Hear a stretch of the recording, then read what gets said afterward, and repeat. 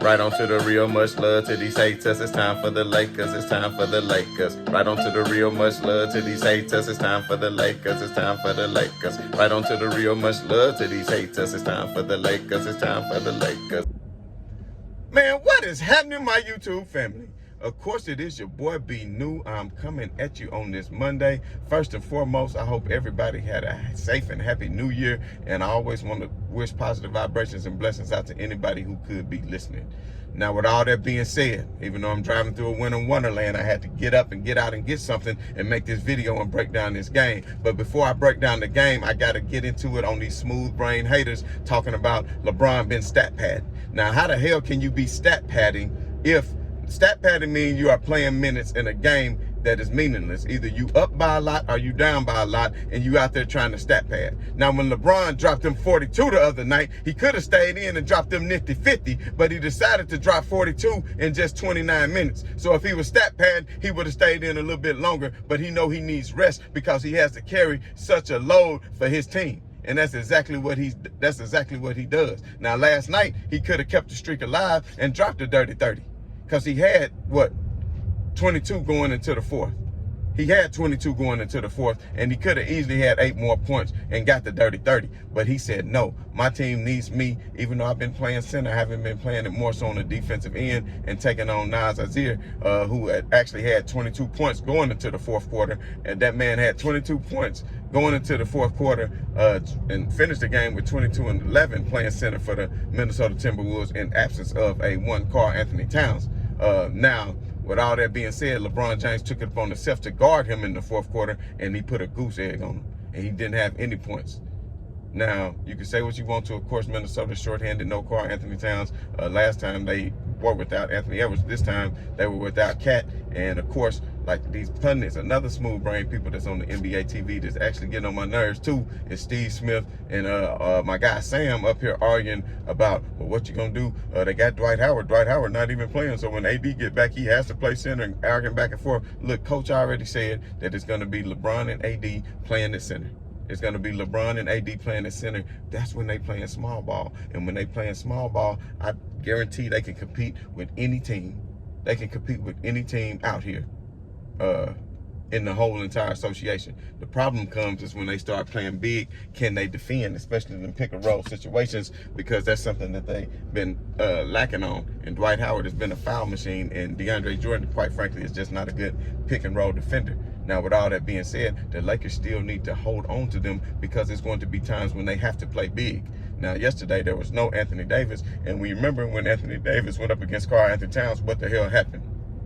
No offense to Anthony Davis, who is an all-world defender, but Karl Anthony Towns was getting the best of him. You need to let Dwight Howard bang with Karl Anthony Towns. Let him get in there and play big with Karl Anthony Towns.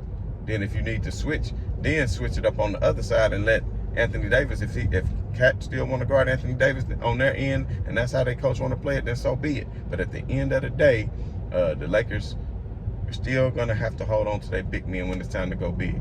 So like in the series against Phoenix, I think they can win with AD as the center because I think it can actually play into their advantage by opening up the lanes. But of course, against a player like Aiden, I think AD could hold his own, but at the end of the day, they could still have a Dwight Howard to play that plays more of a traditional center role, because Phoenix plays more of a traditional role. Just like the other night when the Lakers played the Memphis Grizzlies, they was going against big Steven Adams, so you had to start Dwight. But through the majority of the game, he didn't get a lot of minutes, and they started spreading him out and playing small, where they kind of forced Memphis into that route to where they were really opening up the lanes in order for LeBron and Westbrook to be able to penetrate. And I told you then, even though the Lakers were short-staffed then, how well they still played, and that was playing with 2 G-Leaguers. So now that Austin Reeves and Trevor Ariza have got back into the fold, and people are finding out their rotations and knowing their minutes, then the Lakers are going to get in what you call a rhythm. And like I screamed for months leading up into telling them to make Malik Monk start,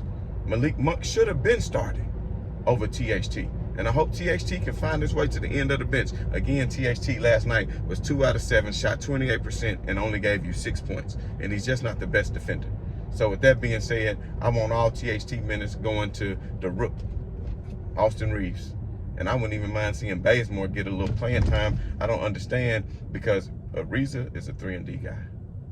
like Austin Reeves last night only had 2 points, but he only took 1 shot because he's not forcing the issue. He made a lot of great extra passes, even to Melo, and got Melo going where he could have took the 3 because he was open, had a defender running at him, but he make the extra pass to Melo, and then Melo able to knock it down.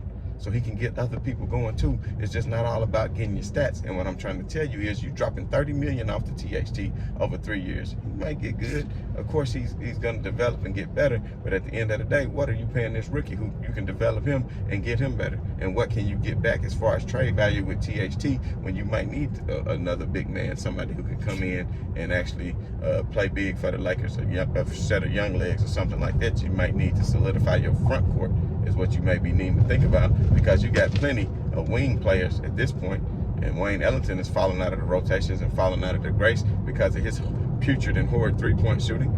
But when it's time to step up, you just never know. When next man up mentality, Wayne Ellington could come in and give you a big moment in the playoffs and hit 5 or 6 threes. So the Lakers are capable of playing good defense, as you can see in these past couple games, and no excuses, for Minnesota. They were shorthanded, but at the end of the day, that game really disappointed me because the Lakers should have been up by way more. And I'm gonna talk about that right now, because what really made the game close and what shouldn't have been was that of a one Russell Westbrook.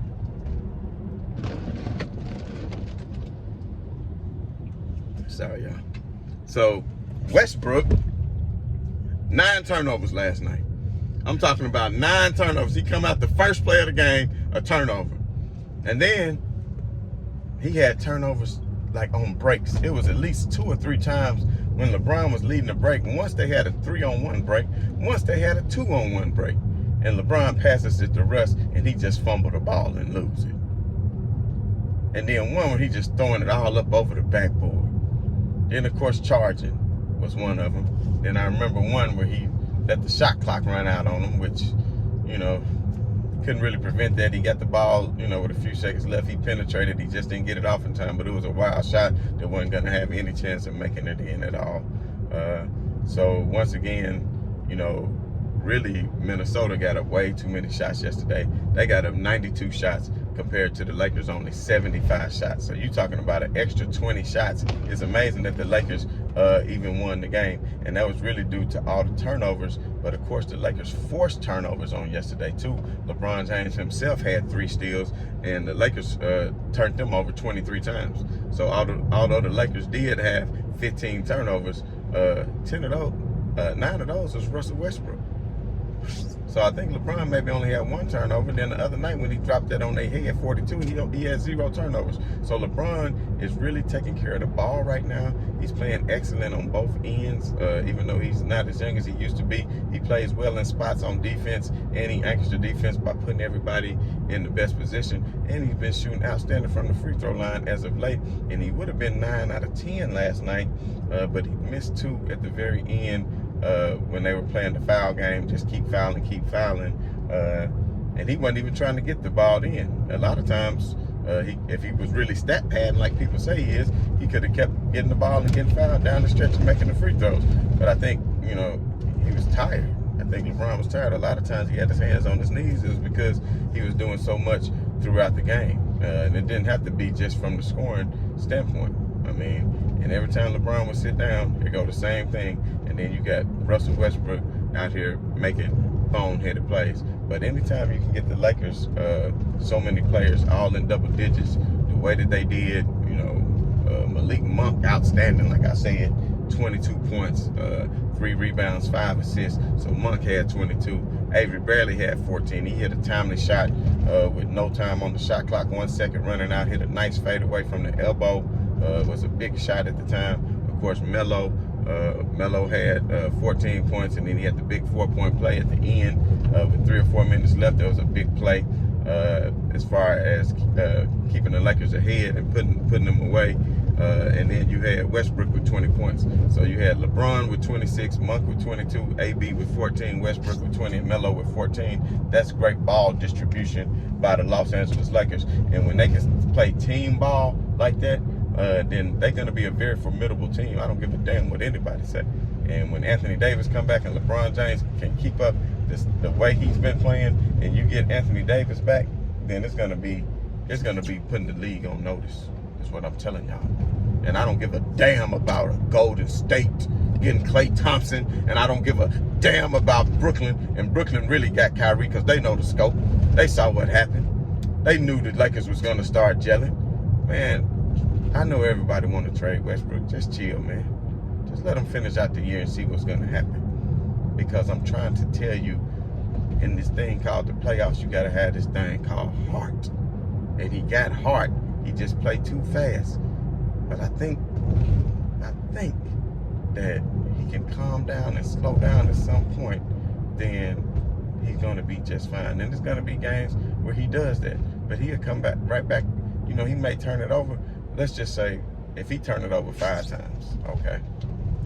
If he turns it over 5 times, but he give you 12 assists, that's 24 points at a minimum. And he might be assisting on threes, so it could be more.